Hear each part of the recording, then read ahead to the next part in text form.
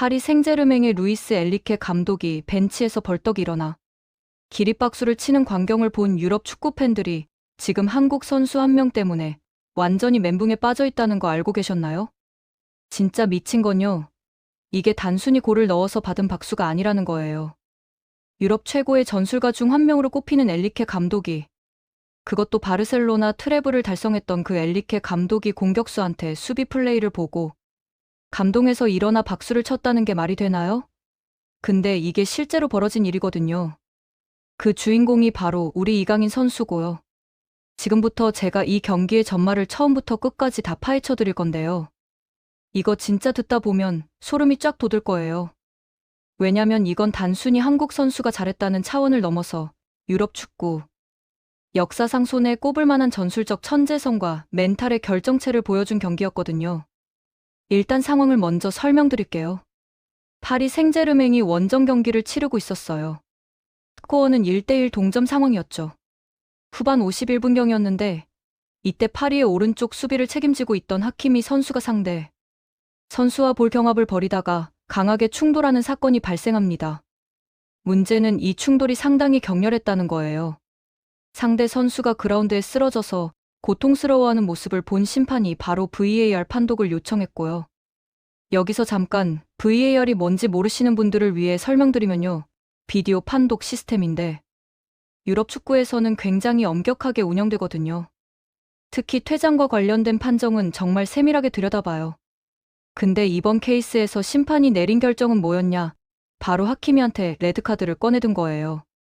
직접 퇴장이었죠. 이게 얼마나 충격적인 상황이었는지 아시나요? 하키미라는 선수가 누군지 잠깐만 설명드릴게요. 이 선수는 현재 파리 생제르맹에서 오른쪽 풀백을 담당하고 있는데요. 단순히 수비만 하는 선수가 아니에요. 공격 가담률이 엄청나게 높고 특히 이강인 선수와 오른쪽 라인에서 환상의 케미스트리를 보여주는 핵심 선수거든요. 이 선수의 시장 가치만 해도 약 1,000억 원이 넘는 월드클래스 풀백이에요. 그런 선수가 갑자기 레드카드를 받고 퇴장당했다는 건 파리 생제르맹 입장에서는 그야말로 재앙이 따로 없는 거죠. 왜냐면 단순히 수비수 한 명이 빠진 게 아니라 팀의 전체적인 전술 구조가 완전히 무너지는 상황이었거든요. 엘리케 감독의 전술은 기본적으로 풀백들이 높이 올라가서 공격에 적극적으로 가담하는 스타일인데 그 중에서도 하키미는 공격 지원의 핵심축이었어요. 벤치에 앉아있던 엘리케 감독의 표정을 카메라가 클로즈업으로 잡았는데요. 진짜 표정이 돌처럼 굳어버린 거예요. 이 사람이 보통 경기 중에도 되게 포커페이스를 잘 유지하는 감독으로 유명한데 이때는 진짜 당황한 티가 확 났어요. 당연하죠. 지금 1대1 상황에서 아직 40분 가까이 남은 시점에 주축 수비수가 퇴장당했으니까요. 여기서 전술적인 부분을 좀 더 깊이 들어가 볼게요. 하키미가 빠지면서 파리 생제르맹의 오른쪽 라인은 완전히 비어버린 상태가 됐어요. 일반적으로 풀백이 퇴장당하면 감독이 선택할 수 있는 옵션이 몇 가지 있거든요. 첫 번째는 수비형 미드필더를 풀백 자리로 내리는 거고 두 번째는 센터백을 오른쪽으로 옮기는 거예요.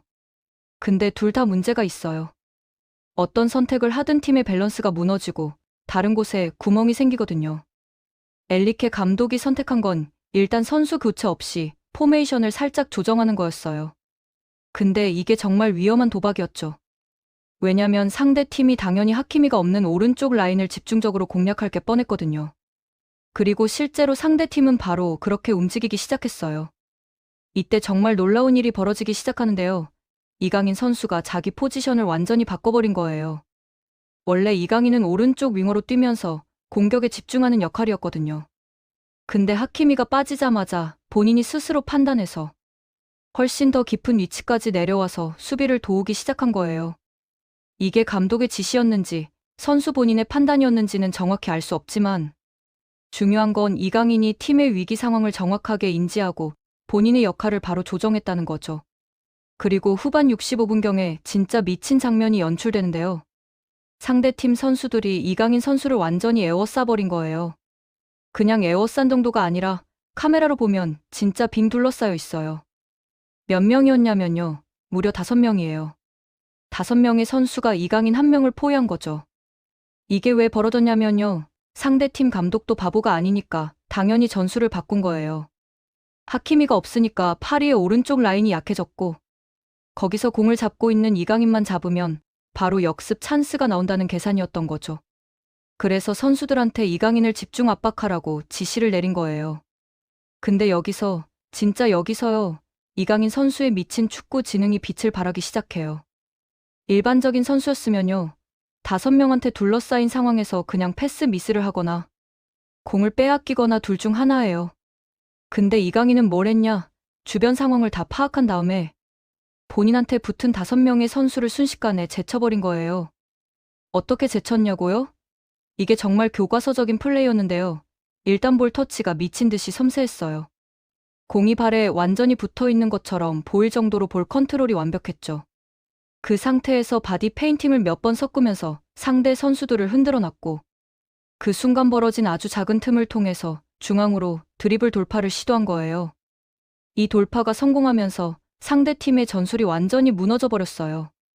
왜냐면 이강인을 압박하려고 5명의 선수가 한쪽으로 쏠렸는데 이강인이 그걸 뚫어버리니까 반대편에 엄청난 공간이 생긴 거죠.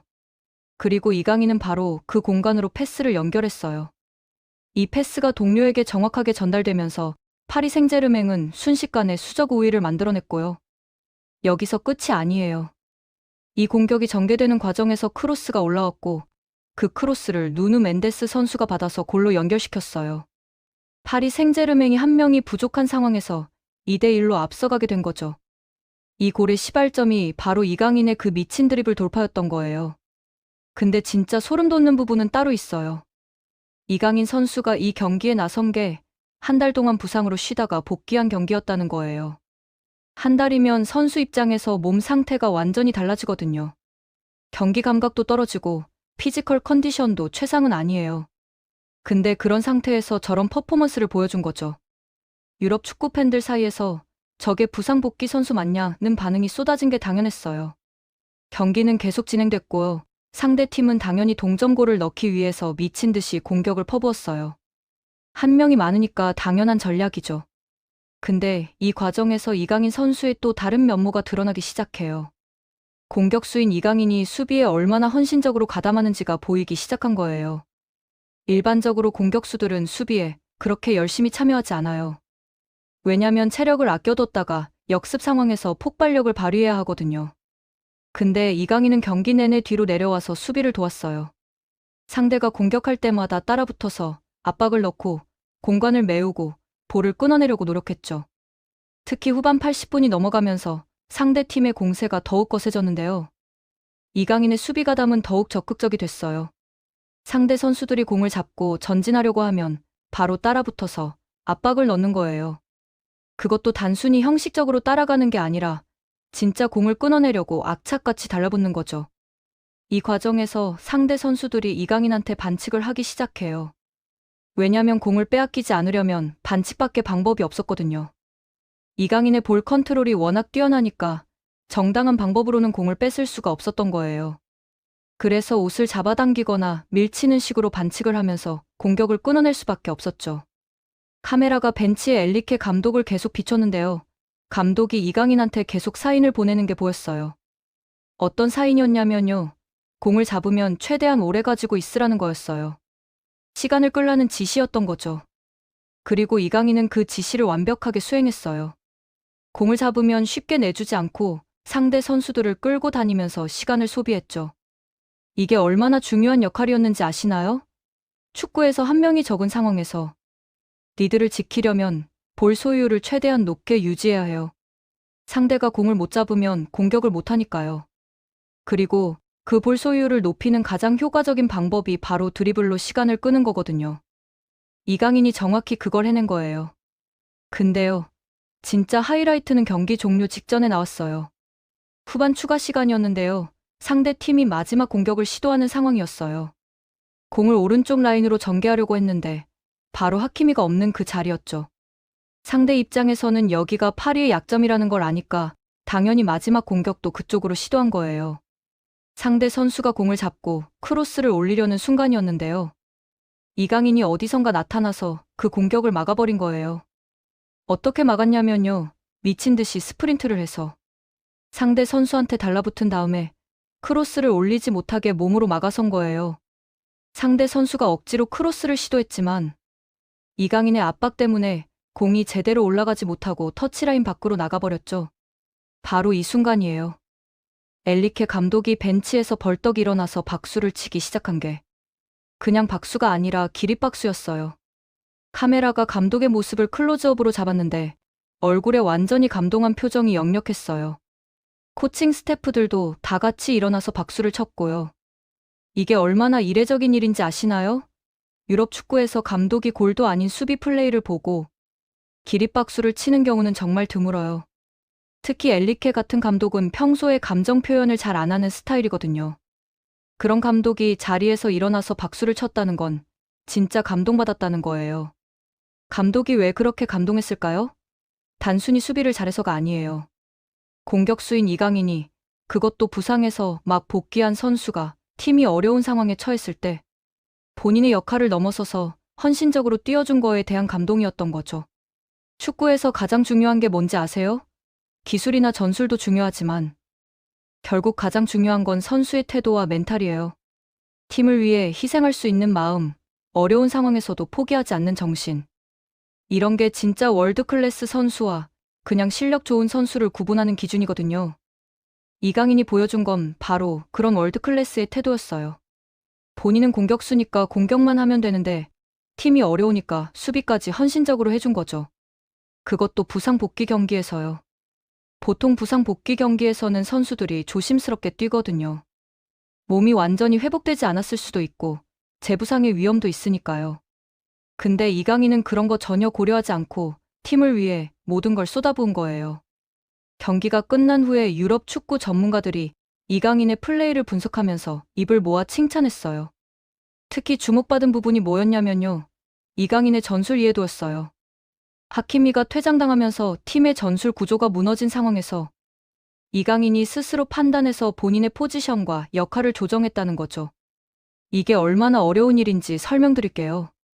축구에서 포지션이라는 건 단순히 경기장의 어느 위치에 서 있느냐의 문제가 아니에요. 각 포지션마다 해야 할 역할이 정확하게 정의되어 있고 그 역할들이 맞물려서 팀의 전술이 작동하는 거거든요. 근데 한 선수가 퇴장당하면 그 균형이 깨지잖아요.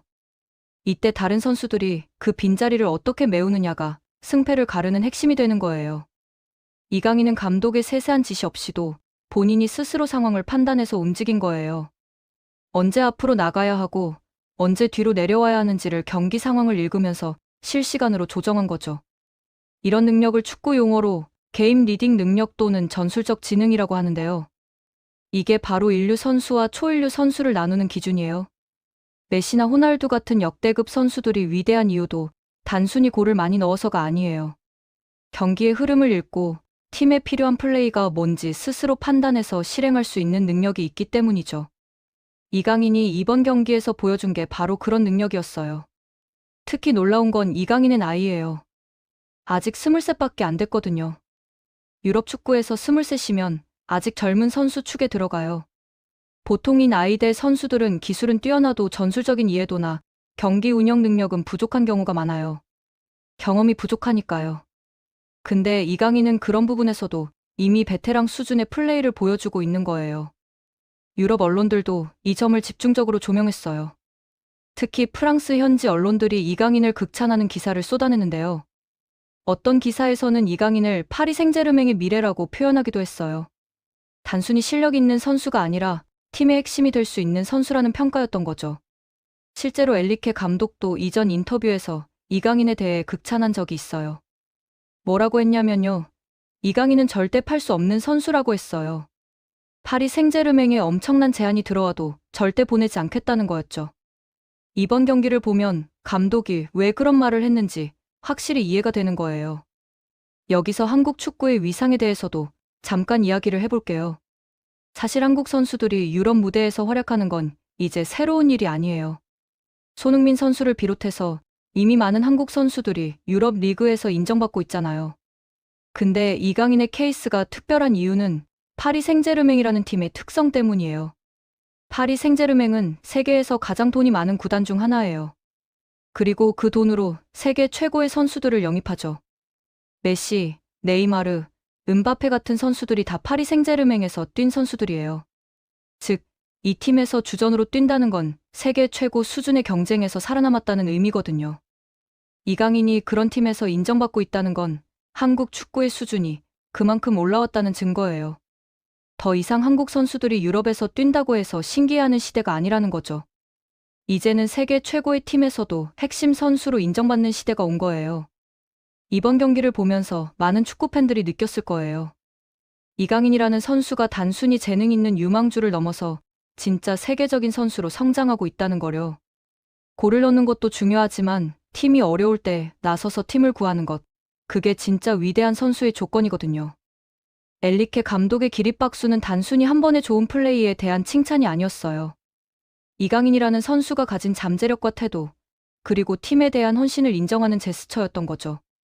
축구계에서는 이런 걸 프로페셔널리즘이라고 하는데요.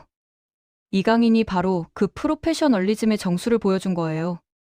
그리고 이건 한국 축구 전체에도 큰 의미가 있어요.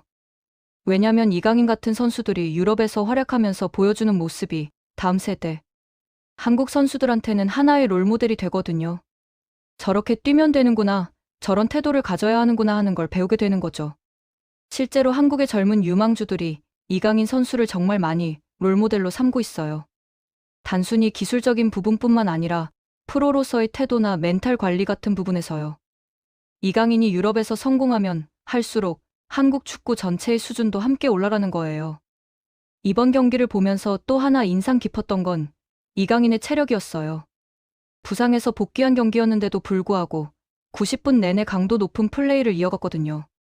공격할 때는 스프린트를 하고 수비할 때는 계속 상대를 압박하고, 그러면서도 경기 막판까지 활동량이 떨어지지 않았어요.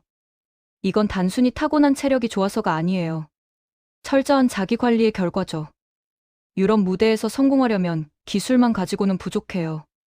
피지컬 능력도 따라줘야 하는데 그걸 유지하려면 정말 철저한 관리가 필요하거든요. 식단 관리, 웨이트 트레이닝, 회복 루틴 이런 게 다 완벽하게 이루어져야 해요. 이강인이 파리 생제르맹에 적응하는 과정도 쉽지 않았을 거예요. 새로운 리그, 새로운 팀, 새로운 전술 시스템에 적응해야 했으니까요. 게다가 경쟁도 치열하죠. 언제든 자리를 빼앗길 수 있는 상황이고요. 근데 그런 압박 속에서도 이강인은 꾸준히 성장하고 있어요. 특히 인상적인 건 이강인의 학습 능력이에요. 엘리케 감독의 전술이 상당히 복잡하고 요구하는 게 많거든요. 선수들이 상황에 따라 유동적으로 포지션을 바꿔야 하고 공격과 수비에서 다양한 역할을 소화해야 해요. 근데 이강인은 그런 전술을 빠르게 흡수해서 실전에 적용하고 있어요. 이건 단순히 머리가 좋다는 차원을 넘어서 축구에 대한 이해도가 깊다는 의미예요. 감독이 원하는 게 뭔지 정확하게 파악하고 그걸 경기장에서 실행할 수 있는 능력이 있다는 거죠. 이런 능력을 가진 선수들을 축구계에서는 코칭 가능한 선수라고 부르는데요. 감독 입장에서는 이런 선수가 있으면 정말 팀을 운영하기가 수월해져요. 엘리케 감독이 이강인을 신뢰하는 이유도 바로 여기에 있어요. 지시한 대로 플레이하면서도 상황에 따라 스스로 판단해서 움직일 수 있는 선수니까요. 이런 선수는 정말 귀한 자산이거든요. 이번 경기를 계기로 이강인에 대한 평가가 또 한 단계 올라갔어요. 유럽 주요 언론들이 이강인을 집중적으로 조명하기 시작했고요. 특히 영국의 유명 축구 전문지에서는 이강인은 단순한 공격수가 아니라 완전체 미드필더로 진화하고 있다는 평가를 내렸어요. 완전체 미드필더라는 게 뭐냐면요. 공격과 수비를 다 할 수 있고 경기를 읽고 조율할 수 있는 능력까지 갖춘 선수를 말하는 거예요. 현대 축구에서 가장 가치 있는 유형의 선수죠. 이런 선수들은 시장에서도 가장 비싼 가격에 거래되고요. 이강인이 계속 이런 성장세를 이어간다면 조만간 유럽 축구계의 진짜 톱클래스 선수들과 어깨를 나란히 하게 될 거예요. 이미 그 정도 수준에 근접하고 있다는 평가도 나오고 있고요. 한국 축구 팬들 입장에서는 정말 자랑스러운 일이죠. 우리 선수가 세계 최고의 무대에서 인정받고 최고의 감독으로부터 박수를 받는 모습을 보는 건 말이에요. 단순히 한 선수의 성공이 아니라 한국 축구 전체의 위상이 올라가는 거니까요. 그리고 이건 단순히 축구에만 국한된 이야기가 아니에요. 한국 선수들이 세계 무대에서 활약하는 모습은 다른 분야에서 꿈을 꾸는 젊은이들한테도 영감을 줘요. 우리도 세계 무대에서 충분히 경쟁할 수 있다는 자신감을 심어주는 거죠. 이강인의 이야기는 아직 진행 중이에요. 앞으로 더 많은 하이라이트를 만들어낼 거고, 더 많은 사람들을 감동시킬 거예요. 이번 경기는 그 긴 여정 중에 하나의 챕터에 불과하죠. 근데 이 챕터가 얼마나 의미 있었는지는 엘리케 감독의 기립박수가 모든 걸 말해주는 것 같아요. 앞으로 이강인이 파리 생제르맹에서 그리고 한국 국가대표팀에서 어떤 활약을 보여줄지 정말 기대가 되네요. 분명한 건 이 선수가 한국 축구 역사에 큰 족적을 남길 거라는 거예요. 그 여정을 함께 지켜보는 게 축구팬으로서 정말 행복한 일인 것 같아요. 재밌게 보셨다면 구독과 좋아요, 알림 설정 부탁드립니다.